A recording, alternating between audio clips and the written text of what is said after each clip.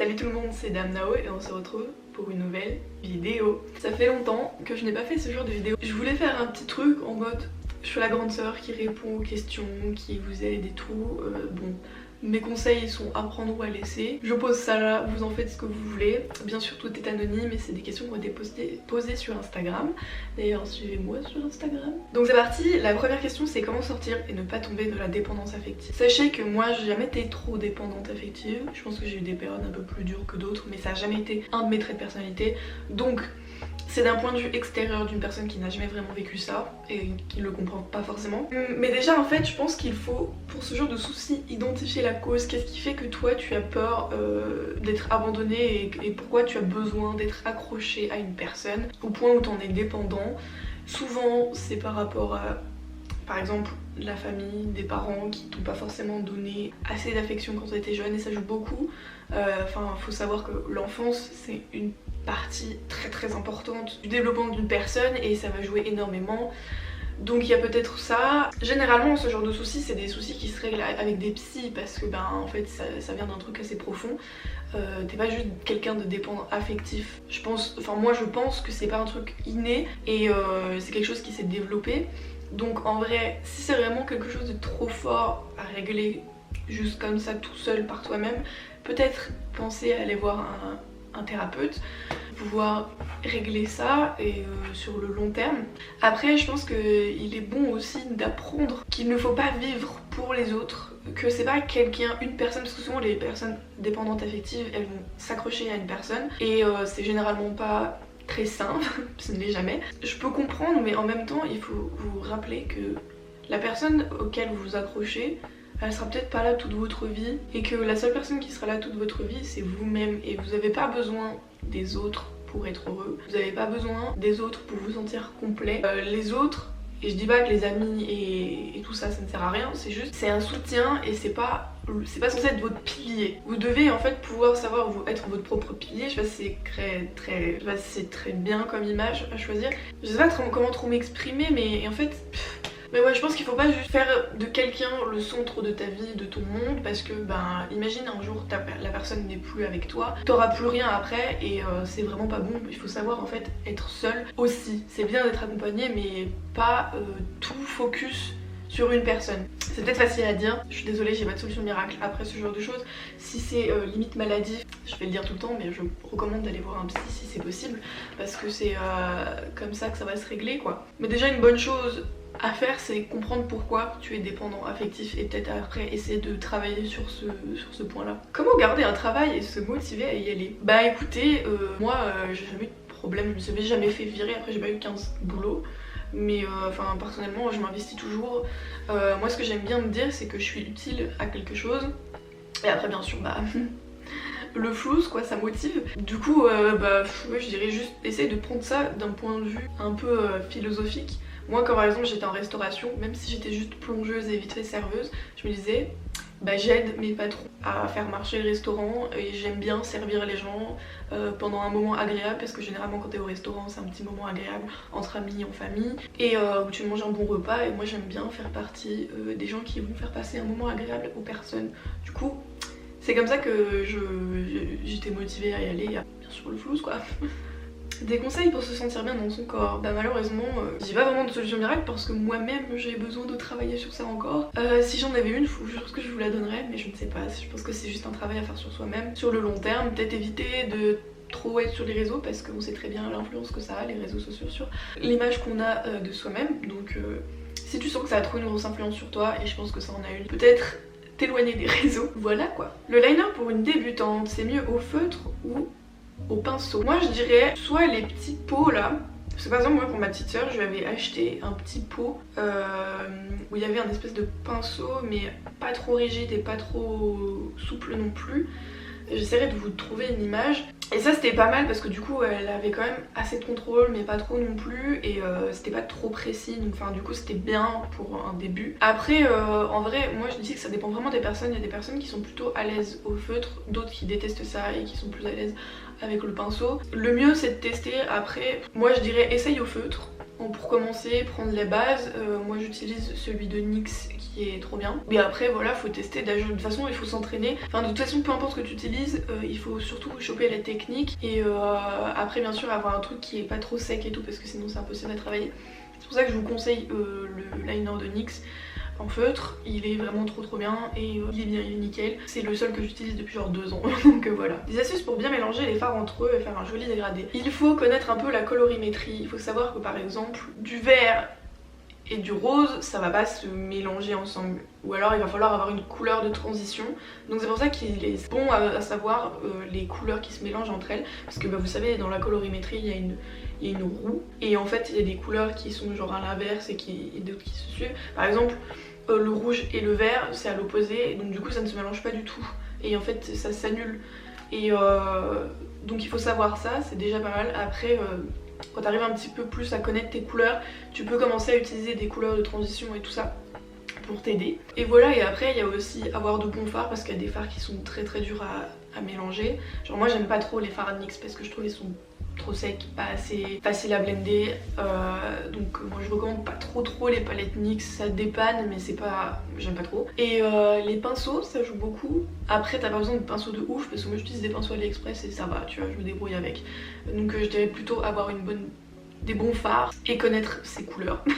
Comment arrêter de perdre ses cheveux? Alors ça m'est jamais arrivé, je perds pas trop mes cheveux. Mais je pense que déjà il faut regarder pourquoi tu perds tes cheveux. Il peut y avoir plein de causes de perte de cheveux. Il peut y avoir des carences, il peut y avoir le stress, il peut y avoir peut-être des produits mauvais pour tes cheveux. Généralement moi je pense qu'il faut regarder du côté des carences parce que on se rend pas compte mais des fois on a des carences alors qu'on n'a pas l'impression et en fait ça se fait sur le long terme donc du coup on se rend pas compte. Mais moi je recommande toujours de faire une prise de sang si tu commences à avoir des soucis comme ça parce que ça peut être je pense que c'est l'une des causes les plus répandues.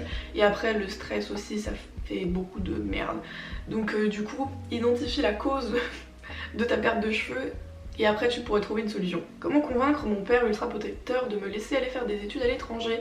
Moi ce que je ferais c'est que je ferais une liste des choses que ça pourrait m'apporter d'aller faire des études à l'étranger. Par exemple tu peux dire que ça peut être une super expérience pour toi en tant qu'être humain d'aller à l'étranger. Il y a le côté que ça va t'apprendre une nouvelle langue et ça c'est super important de nos jours. Par exemple si tu vas dans un pays anglophone, ça va être tout bénef pour toi parce que t'en ressortiras, tu seras bilingue. Il y a aussi le côté par exemple ça dépend de ce que tu veux faire ou le boulot que tu veux faire, mais ça peut être aussi une bonne chose à mettre sur ton CV que t'es parti à l'étranger. Quand t'as fait un séjour à l'étranger c'est toujours quelque chose de assez positif, donc c'est toujours ça de prix et c'est une bonne expérience. Surtout faire des études à l'étranger, je sais que personnellement j'aurais trop aimé si j'avais eu l'occasion parce qu'en plus ça te permet de faire des nouvelles rencontres dans un système assez encadré. Du coup t'es pas non plus par toi-même à 100%. Du coup je pense que c'est moins dur que juste te barrer, travailler à l'étranger parce que là du coup quand tu fais tes études t'as un cadre. Après c'est à toi de voir les autres points positifs que tu trouverais, mais moi c'est ce que je ferais. Je lui dirais voilà pourquoi ce serait bien pour moi d'aller faire mes études à l'étranger. Il y a ça. Voilà, après bon, je sais que c'est pas forcément facile quand t'as des parents très protecteurs. Moi ça va, j'ai de la chance, j'ai des parents qui me cassaient pas trop les couilles, qui m'ont laissé faire ma vie. En fait je pense que c'est surtout à ton père de se rendre compte qu'il va pas pouvoir te protéger toute ta vie et que c'est pas en protégeant, te surprotégeant que ça va te faire avancer, loin de là. C'est aussi à toi de prendre ton indépendance au bout d'un moment et de faire tes expériences. De toute façon les parents ils ont beau vouloir nous protéger autant qu'ils peuvent et qu'ils le veulent, ça nous empêchera pas d'avoir des expériences pas forcément cool dans la vie ou d'avoir un risque de mourir. Tu peux très bien mourir en traversant la route pour aller faire tes courses. Donc comment gérer les grosses crises d'angoisse? Je vais voir un psy mais il y a de l'attente. Pour les grosses crises d'angoisse, moi je sais que il y avait une chose que je faisais quand j'avais des crises d'angoisse et qui était pas bien, que je vous recommande pas de faire, c'est que j'essayais trop de comprendre pourquoi j'avais une crise d'angoisse. Généralement la crise d'angoisse elle va venir à un moment random, enfin moi je sais que c'était mon cas, et t'auras pas vraiment d'explication de pourquoi et tu vas te sentir frustrée. Faut même pas chercher à comprendre. S'il y a une crise d'angoisse qui est là, elle est là, il faut l'accepter. Et je pense qu'il faut pas essayer de la combattre, mais essayer de respirer à travers sa crise d'angoisse. C'est très bête mais moi je recommande toujours de faire des exercices de respiration parce que ça va permettre à ton rythme cardiaque de se ralentir un peu. Donc du coup essaye de regarder par exemple des vidéos d'exercices de respiration guidée, comme ça tu auras quelqu'un qui va te parler et qui va te guider à travers ça. Je dis pas que ça va forcément enlever ta crise d'angoisse, ça va peut-être l'atténuer. Peut-être, je sais pas si toi par exemple t'es sensible à la musique, moi je sais que oui. Et par exemple, je vais essayer d'écouter des musiques qui me font me sentir bien, qui vont me détendre. Et voilà, après je pense qu'il n'y a pas vraiment de recette miracle, c'est aussi un peu par rapport à comment toi tu réagis à la chose. Mais je dirais une des premières solutions, c'est vraiment les exercices de respiration parce que c'est super important et moi je l'ai senti. Au bout d'un moment je savais quand mes crises d'angoisse allaient arriver, juste je commençais à respirer et juste en mode ok ça va être là, respire ça va passer et au bout d'un moment ça passe. Genre ça m'est déjà arrivé une fois avant d'aller en soirée de faire une grosse crise d'angoisse dans le métro. En fait c'était super dur parce que forcément j'étais dans le métro donc du coup t'as des gens autour de toi mais juste j'essayais de respirer, j'avais ma musique et j'étais en mode ça va aller, rassure-toi, panique pas parce qu'il faut surtout pas paniquer parce que quand tu fais une crise d'angoisse t'as l'impression que tu vas mourir et tout et ça empire quand tu paniques donc du coup essaie de rester calme, respirer. De toute façon ça va passer, il faut se dire ça va passer. Je cherche du travail en ce moment mais je sais pas comment m'y prendre pour démarcher etc. Bon déjà ça dépend ce que tu cherches. Par exemple si tu cherches plus des trucs de babysitting, il y a du pet sitting et du ménage, il y avait un site que j'ai utilisé, ça s'appelle Youpies. Donc ça c'est pas trop mal, tu peux trouver des petits jobs, c'est pas un boulot. Moi sinon ce que j'utilisais c'était Indeed. Après bon ça a marché une fois pour moi, après là la deuxième période où j'ai essayé de chercher c'était le Covid donc voilà. Après il est toujours bon d'imprimer plein de CV, de lettres de motivation, d'aller dans plein de magasins et t'arrives juste te dis bon bonjour, je sais pas si vous cherchez mais est-ce que je peux au moins laisser mon CV et ma lettre de motivation. Généralement ils vont le prendre même s'ils cherchent pas et voilà c'est jamais perdu. Je sais que Pull&Bear par exemple j'avais déposé, ils cherchaient pas particulièrement et ils m'ont rappelé quand même. Bon j'étais pas là pour à ce moment là mais bon c'est pas grave. Donc voilà, c'est juste, faut spammer, envoyer à tout le monde et puis voilà quoi, essayer de... après peut-être s'inscrire sur Pôle emploi parce que sur Pôle emploi ils te mettent des offres de boulot. Voilà, je sais que mon travail actuel j'ai trouvé grâce à Pôle emploi. Et voilà, c'est beaucoup de stress la recherche d'emploi mais il n'y a pas le choix. Comment calmer sa peur de l'abandon? Qu'est-ce que je pourrais dire? Je pense que tout le monde a peur d'une certaine manière d'être abandonné. Personne n'a envie d'être seul, personne n'a envie de perdre les gens qu'il aime autour de soi. C'est normal, je pense que c'est quelque chose d'humain. Tu vas forcément toujours... Enfin moi je sais que même mes meilleurs amis en qui j'ai tellement vraiment confiance et concrètement je sais qu'ils vont pas m'abandonner sans raison. Pas de raison quoi. Mais il y a toujours une petite partie de moi qui va se dire ah franchement genre j'ai trop peur qu'un jour ils se lassent de moi et qu'ils veulent plus me parler et tout. En fait j'essaie juste d'être perspicace, je sais pas si c'est ça le mot, juste de me dire bah concrètement les personnes que j'aime ils vont pas me lâcher sans raison aucune. Si un jour on devait plus se parler il y aurait une raison et il y aurait une discussion.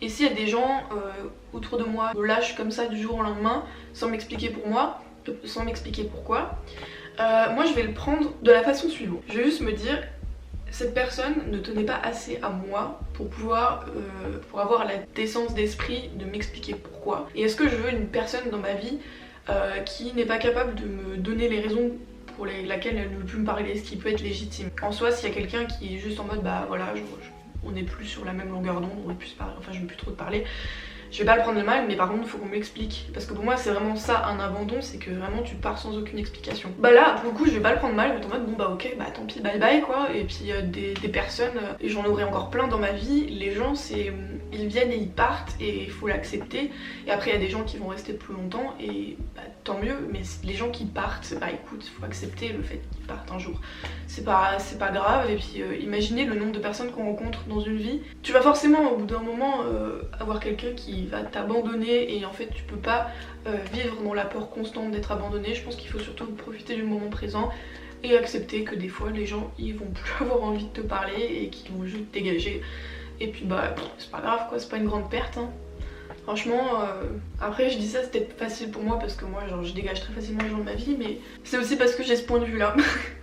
Comment tenir la fac? Moi personnellement j'ai pas vraiment de problème avec la fac, enfin, en règle générale je kiffe trop, je trouve ça trop cool, j'aime trop le fait d'être libre et voilà je trouve ça intéressant ce que j'étudie. Après si t'aimes pas ce que tu fais, moi j'ai envie de te dire barre-toi, fais autre chose parce que la fac, déjà que ça t'ouvre pas forcément beaucoup de portes, enfin on fait blablabla à la fac, mais bon la plupart des gens à la fac ils doivent faire encore plus d'études après pour pouvoir avoir un boulot. Donc si ça te plaît pas, casse-toi, fais autre chose. Comment oublier un crush, mais genre un crush puissance 1000. Comme tu l'as dit toi-même, c'est un crush. Un crush, c'est un crush, t'en auras d'autres. Il y a tellement de personnes sur cette planète. Et même si c'est quelqu'un sur qui t'as un truc à ce moment-là, dis-toi que t'en as forcément déjà eu avant des crushs et que au final tu les as oubliés. Passe à autre chose, vibe avec tes potes, joue aux jeux vidéo, je sais pas, regarder des animés, crush sur un personnage virtuel et puis au moins lui il partira pas. Moi j'ai pas de crush donc du coup je sais pas ce que ça fait. Je sais pas ce que ça fait de crush. J'ai jamais eu de vrai crush en fait. Du coup je sais pas, juste laisse le temps au temps, hein, ça va partir au bout d'un moment. J'ai un voisin je crois il veut me charo mais il est en couple, je sais pas quoi faire. S'il est en couple, n'y touche pas, bye bye, ne fais pas ça s'il te plaît. S'il est en couple, abandonne la mission, temps mort, terminé, enfin il faut pas s'approcher de ce genre de truc, ça va te faire des histoires et c'est pas bon bail du tout. Après s'il est pas en couple, bah go, hein. Mais s'il est en couple, ne fais pas ça. Non non non non non. Comment prendre goût à la vie, voir un réel objectif et ainsi avoir des ambitions. Tu parles à une des meufs qui a eu le moins d'ambition dans sa vie. Du coup je ne sais pas, moi-même je cherche en fait. Après je sais pas quel âge tu as mais je sais que les gens de la vingtaine, les gens, mes potes qui ont la vingtaine, qui sont autour de moi, franchement ils sont tout aussi paumés que moi. Je pense que c'est un truc normal de notre génération et de notre âge. Moi ce que là j'essaie de me faire pour pas avoir envie de crever, parce que bah forcément quand t'as pas d'ambition dans la vie et que t'as pas d'envie, enfin t'es en mode bah pourquoi je fais ça, moi j'essaie juste de me donner des objectifs à court terme, genre là je me dis bon bah essaye d'avoir ton année, tu verras après quoi. J'essaie de pas me projeter parce que en fait si je me projette, bah je me projette pas, donc du coup c'est un peu frustrant. Ça m'arrive des fois d'être en mode mais putain en fait qu'est-ce que je vais faire de ma vie, genre je me vois rien faire. Il y a rien qui me donne envie, il y a rien qui m'inspire, il y a rien qui me fait rêver et je me dis peut-être que ça viendra un jour quoi. Après la crise de la vingtaine c'est réel. C'est réel. D'ailleurs si vous êtes dans la vingtaine, est-ce que vous êtes pareil, genre vous avez pas vraiment d'ambition, vous êtes perdu? Je ne suis pas la seule à le vivre. Rassurez-moi. How to apprendre les fucking kanji. Y a pas de solution miracle, c'est du bourrage de crâne. Dans ma dernière vidéo, j'ai donné quelques tips que j'utilisais pour apprendre les kanji. Mais je te jure, y a pas vraiment de recette miracle. C'est vraiment, tu les écris constamment, tu les revois constamment, tu les utilises le plus possible et au final, au bout d'un moment, tu vas les retenir. Hein. Mais c'est du pur bourrage de crâne. Des conseils pour trouver un appartement rapidement, que doit-on prévoir, argent, etc. Faut savoir qu'un déménagement c'est cher. J'ai pas eu trop à faire des recherches d'appartements, etc. parce que c'était mon copain qui s'en occupait et ses parents qui payaient et tout ça. Donc, et lui, enfin moi j'ai pas eu vraiment à prévoir ce genre de choses. Moi je sais qu'il faut généralement prévoir 2-3 000 euros. Comme ça t'es large en prévoyant les frais potentiels d'agence. D'ailleurs moi je recommande plutôt d'utiliser une agence plutôt que de faire directement avec un proprio, parce que si un jour t'as des problèmes avec l'appartement et que le proprio c'est un connard, t'es dans la merde. Donc du coup moi je recommande d'avoir recours à une agence, même si ça fait des frais et que c'est cher. Donc du coup faut prévoir les frais d'agence, prévoir la caution qui est généralement cher, prévoir le fait que souvent ils demandent 2 loyers, 1 ou 2 loyers d'avance, donc du coup il y a ça aussi à payer. Peut-être les meubles que tu vas devoir acheter, même si tu peux trouver des trucs pas trop chers et tout, si t'achètes ça plus ça plus ça plus ça, ça revient à cher. Pensez à avoir des garants. Après pour rechercher les appartements, je pense déjà il faut te mettre, enfin faut savoir combien de mètres carrés tu veux, plutôt si tu es vers où, est-ce que c'est important pour toi d'avoir les transports ou pas vers chez toi. Prendre en compte le fait que s'il y a des transports vers chez toi, genre le métro et tout par exemple, enfin pour les gens qui habitent dans les grandes villes, bah c'est toujours un peu plus cher. Essayer de voir les zones que tu veux vraiment pas, où tu veux vraiment pas habiter, celles où tu serais plutôt ok. Qu'est-ce que t'aimes bien, genre bah si c'est un appartement normal et pas en studio, est-ce que toi t'aimes bien les salons où il y a la cuisine dedans? Genre moi je sais que j'aime pas les salons et cuisine séparés parce que pour moi ça bouffe trop d'espace. Du coup fais-toi une liste déjà de ce que tu aimes, ce que tu aimes pas, ce que tu veux, ce que tu veux pas. Et après bah faut rechercher comme un connard. Je connais pas trop les sites où il faut chercher les appartements, mais je suppose que sur le Bon Coin déjà il y en a pas mal. Après c'est de voir les entreprises là qui s'occupent des recherches d'appartements là, je sais plus comment ça s'appelle. Voilà, enfin après c'est beaucoup de recherches et puis t'auras sûrement beaucoup de visites à faire et tout ça, et puis surtout quand t'es étudiant c'est un peu galère. Mais voilà, je dirais beaucoup d'argent de côté, essayer d'avoir un garant, un bon garant parce que ça joue beaucoup. Et voilà, et de la patience quoi. Comment assassiner une pétasse sans se faire prendre? Écoute, je peux te recommander quelque chose. Salut, j'espère que tu vas bien. Oui ça va, j'espère que toi aussi. Une petite question, j'essaie de faire un gros travail sur moi-même parce que je suis trop gentille avec les gens mais ça me retombe à chaque fois dessus. On se sert de moi et puis on m'abandonne, et étant hypersensible, j'arrive pas à en vouloir aux autres. Comment faire? Et les gens comme toi j'ai envie de les secouer. Tu mérites qu'on te traite correctement. tu mérites pas qu'on se serve de toi, tu vaux beaucoup mieux que ça. Si les gens commencent à se servir de toi, dégage-moi ça. Et à la limite, je dirais pas qu'en vouloir aux autres, je dirais qu'il faut pas essayer d'avoir de la rancœur, parce qu'après la rancœur c'est une émotion négative, et les émotions négatives c'est pas forcément positif pour toi-même, surtout si t'es hypersensible. Mais je dirais qu'il faut juste dégager les gens qui t'ont fait de la merde en fait. Genre faut pas pardonner non plus. Je dirais il faut pas garder de la rancune, en vouloir, bon sauf si t'as fait quelque chose de très grave, mais genre si c'est un coup de pute, et ben genre tu passes à autre chose, tu fais bye bye, hasta la vista, dégage-moi de là. Et voilà quoi, il faut apprendre à ne pas se laisser faire. C'est quand quelqu'un est très gentil, j'en connais des personnes qui sont trop gentilles, et en fait moi j'ai juste envie de les secouer comme ça en mode mais putain, mais tu peux pas laisser les gens te traiter comme ça, parce qu'en plus tu vas le faire, plus les gens vont le voir et en profiter. Et moi justement je sais que j'ai pas ce problème, parce qu'en fait les gens comprennent direct que tu peux pas m'utiliser et enfin genre me faire des coups de pute, parce que de toute façon je vais te jarter instantanément de ma vie. Et voilà quoi, moi je perds pas le temps avec les gens qui ne sont pas positifs pour moi.